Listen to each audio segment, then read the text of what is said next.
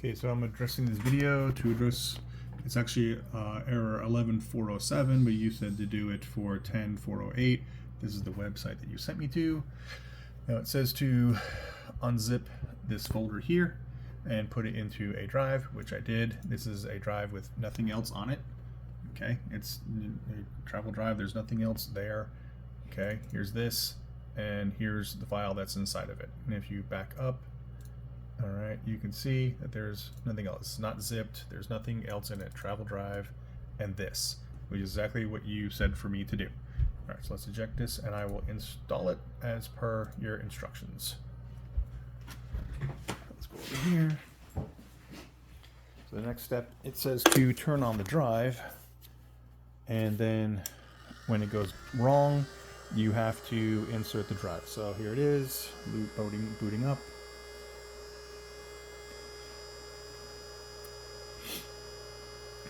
Let's wait, it'll give you 11408, the 47, I'm sorry, the error 11407.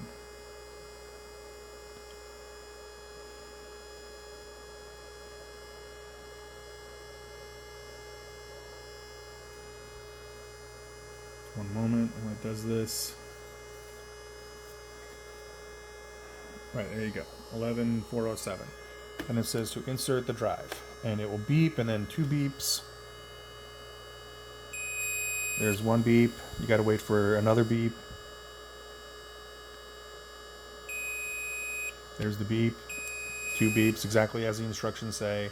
Then it says to wait for 10 seconds. So let's give it a 20 count. 1, 2, 3, 4, 5, 6, 7, 8, 9, 10, 11, 12, 13, 14, 15, 16, 17, 18, 19, 20. All right, that's more than 10 seconds. So it says turn it off and remove the drive. So that's what we're going to do. Turn it off. There it goes. Remove the flash drive. Turn it back on, which we're going to do. And let's see what happens.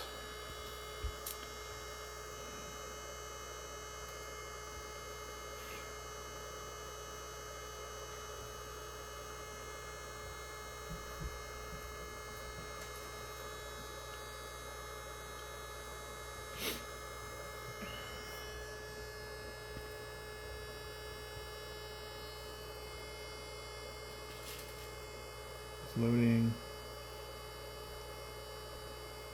See, and again, error 11407. Nothing I do can make this thing go away. So you said in your email that it was a communications cable error and to check the cable. All right, so I followed the instructions that are on there. I've done this several times, but just so I can show you, here's the cable. It's screwed in nice and tight. Those screws go down any further, they will actually break the damn rubber and they'll break the print head, which I don't want to do.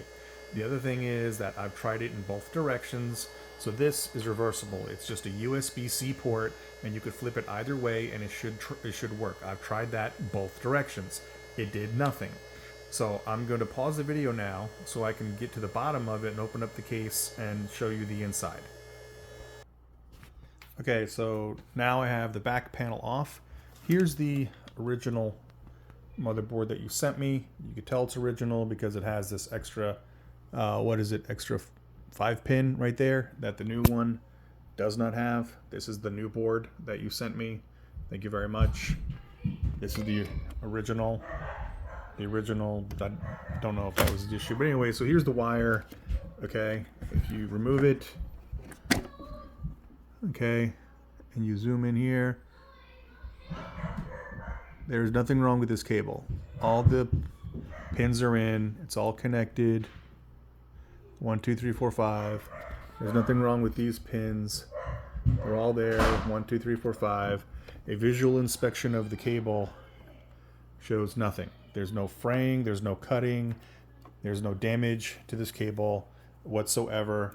And that's where the instructions end. I don't know what else you want me to do with this, but I don't see anything physically wrong with this cable.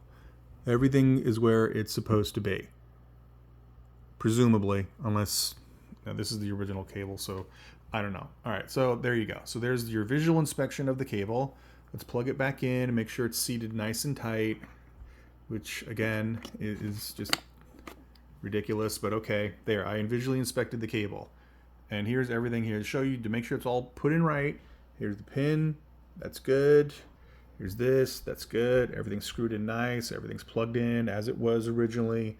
Everything is where it's supposed to be. This little wire thing here, whatever that is, that's connected. We're all good. All right, doesn't work.